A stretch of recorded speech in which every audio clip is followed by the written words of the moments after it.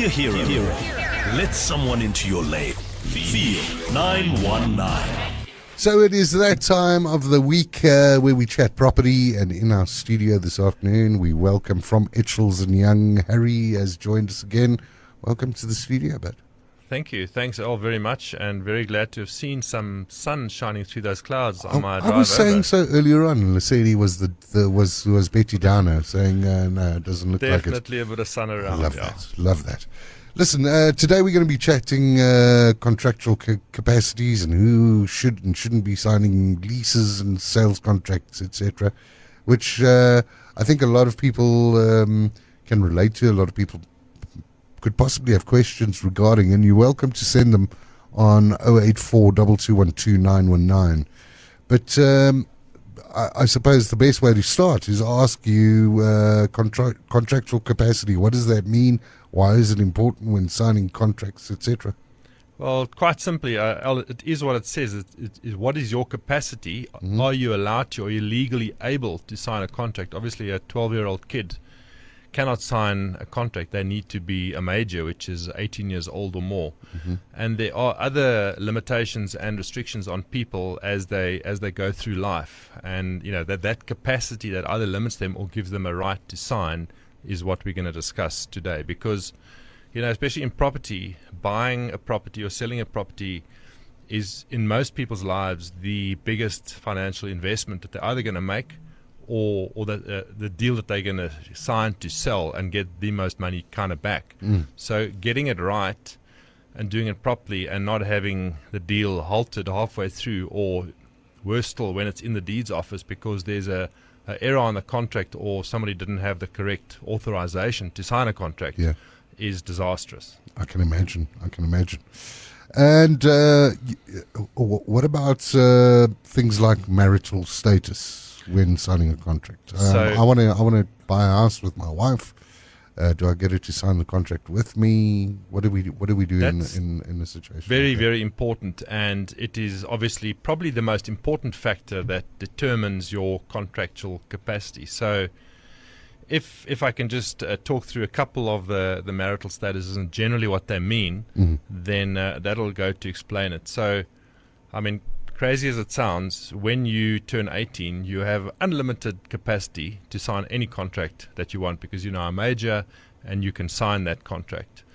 As soon as you get married, and I'm talking about a normal marriage, either in the courts or in the different churches, it depends how you are married. So the default is married in community of property.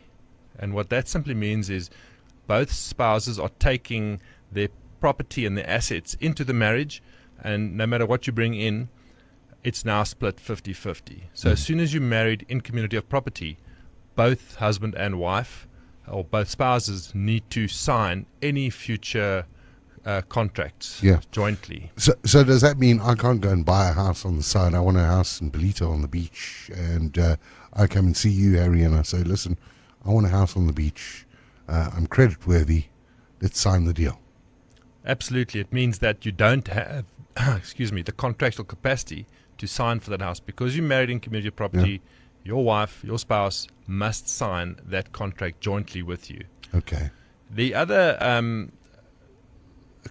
type of the way that you can be married is obviously with an antenuptial contract. And this is quite interesting because antenuptial means a contract that is concluded before the marriage.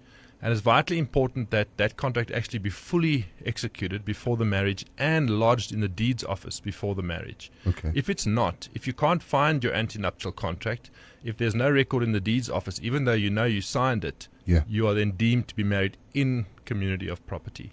If you have an antenuptial contract, you can, both spouses have full contractual capacity and can sign for properties on their own. Okay. So say, for argument's sake, I get married, I buy a home, and I get divorced. Has she got claim on that house? That depends on that antenuptial contract. If you're married in community of property, 50% of that house belongs to her. But if you've got an ante? And if you have an antenuptial contract and the contract stipulates that the assets you bring into the property, or if all that you buy while you marry belong to you, then those belong to you. Okay. So there is a definition over there. And then what about tribal marriages, for argument's sake? What happens in a case like that? So there's a number of interesting scenarios, and I think we need to unpack some of them that affect us. So again, the default is married in community of property, but interestingly, tribal marriages only became recognized in about November in the year 2000. Before that, it simply didn't exist as a form of marriage. Okay. Now it does, and again, within a tribal marriage, you can conclude an antenuptial contract, or if you don't, you're married in community of property. And just bearing in mind, the interesting thing about a tribal marriage is the date of that marriage is the date that the rituals are concluded. Typically something like lobola. Once that's concluded, that's the date that you married, and that's the date that you use to determine if your antenuptial contract, if that's what you have, is valid and in place. Must be before that date. Very interesting. Very interesting. What other kind of factors affect people contractually that you could share with us? So I think we can come back to some of the other marriage types in a moment, but just obviously the other factors, firstly, as I mentioned earlier, is age. You need to be 18 years of old. If you're not 18, you need to have a guardian. Mm-hmm. Your natural parents are your natural guardians. Alternatively, the High Court can appoint a guardian if, let's say, both your parents are deceased. Yes. Then the other aspects where you need somebody to sign for you, you cannot sign a contract. Firstly, if you have been declared of unsound mind, it could be temporary or it could be permanent. Okay. The High Court would appoint a curator bonus who acts in your best interest and acts on your behalf. Let's say you've inherited a large sum of money and you need to now be careful about how that money is spent. You then have a curator that's appointed to handle that for you. Okay. If you become insolvent, and it goes through the High Court as well, the High Court will appoint a trustee who will look after your affairs and will sign all contracts. You cannot sign any contract. There can be a temporary incapacitation, or you might be overseas for 6 months in the Amazon jungle and not have access, and then you'll provide a power of attorney to either your lawyer or parent or sibling or someone that you can trust, who then that power of attorney will be quite specific about what you can or can't do. Okay. Two more factors. You mentioned the one, divorced. Yes. And as long as the divorce has gone through, the assets have been settled, once you're divorced, irrespective of how you married, you then considered unmarried again. And the last one, crazy that it affects you, but that's in a deceased estate. So you could own property, you pass away, your properties vest in that deceased estate, and obviously again the High Court via your will.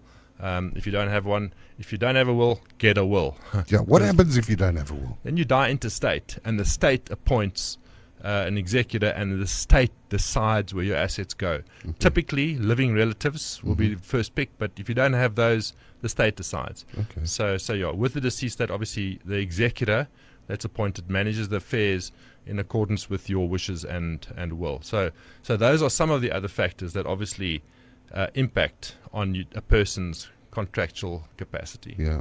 Now, you mentioned a little earlier on that you wanted to go back to chatting about marriages and marital statuses and how one can be married, and there were a couple of others that you wanted to share with us. Yeah, so just one or two other things. And again, the advice is if you are in the busy buying property, signing a lease agreement, and you're unsure, speak to a property professional that's assisting you, or an attorney that's versed in these matters.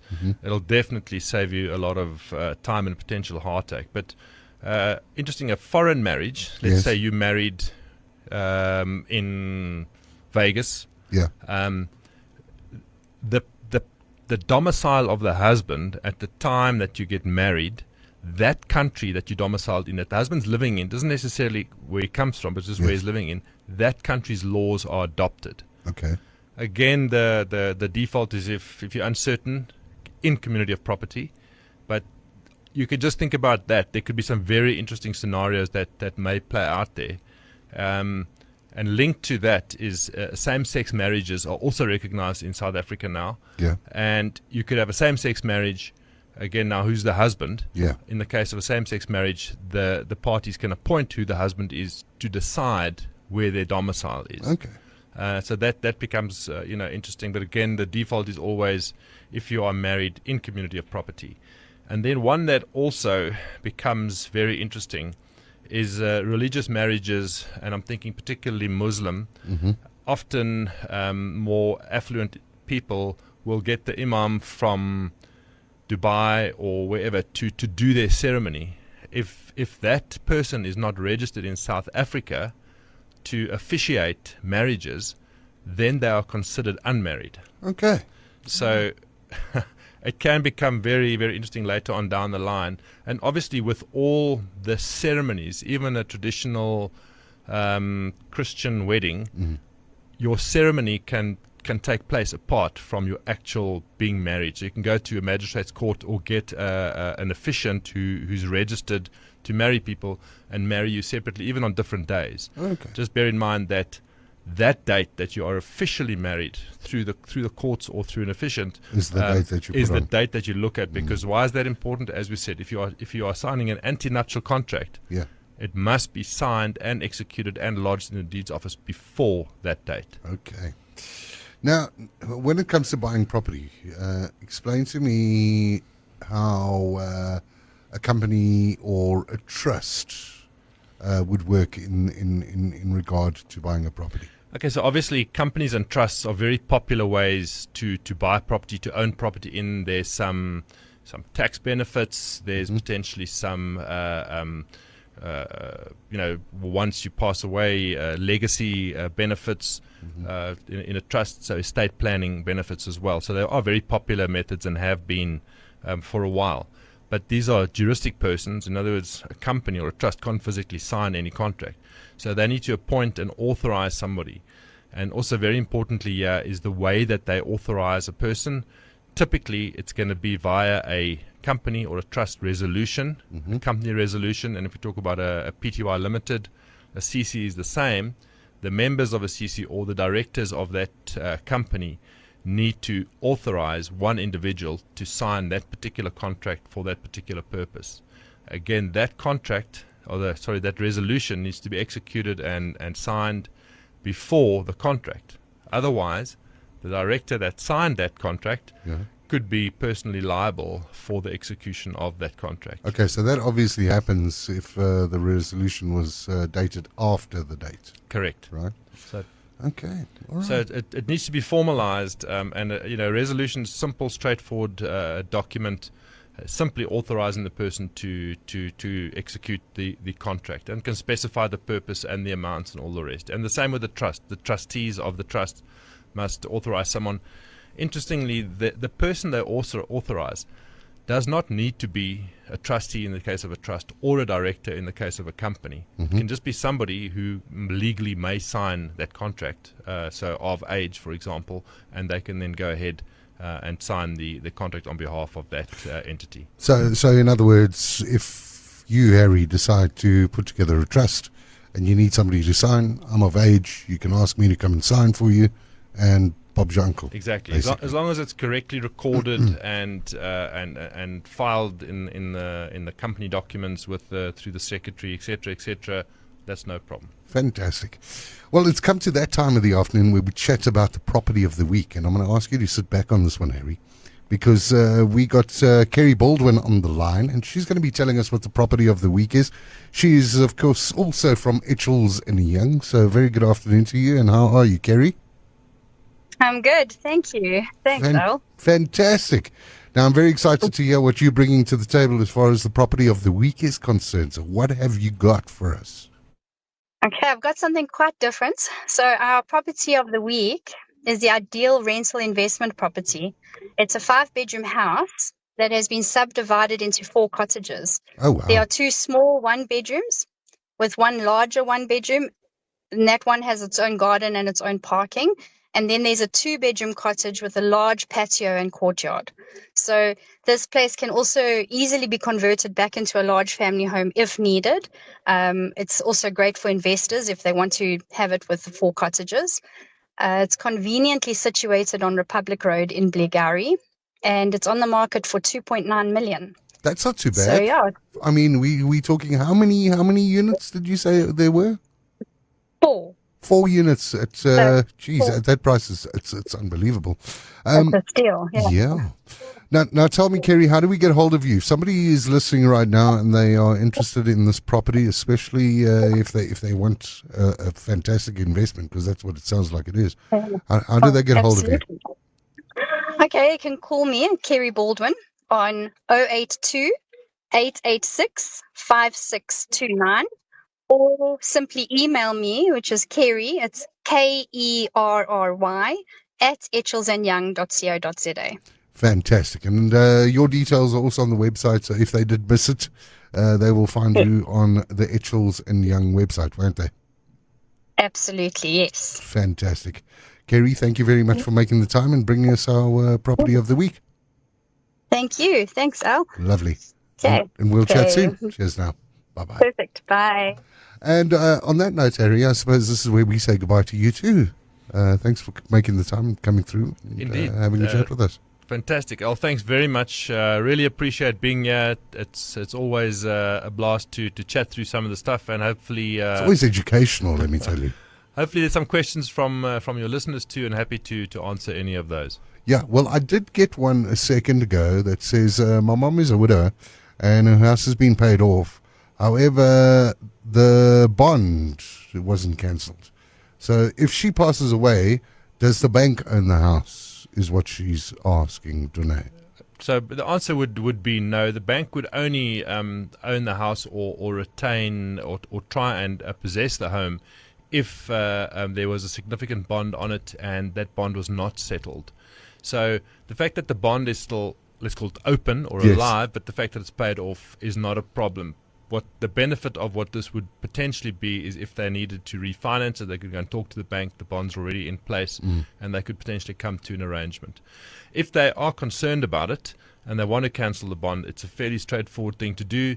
Simply contact the bank and make that inquiry, and they will provide all the details of exactly what needs to be done. There we go, Dune. I hope that sorts out your problem. Once again, Harry, thanks for popping into the studio. We'll catch you next week. If you've got any messages for Harry, you are more than welcome to contact him directly. You can go to Etchels and Young's Facebook, or should I say email address. Do you want to give us those details quickly before you go? Sure thing. Just Harry, so HARRY, at etchelsandyoung.co.za. And that is spelled ETCHELLSANDYOUNG.co.za, right? Correct. Perfect. Thank you very much, Al. Lovely. Anyway, let's go back to the music. Here's the Phantoms. And this one called Watch Me. It's 919. It's a drive train. Good afternoon to you.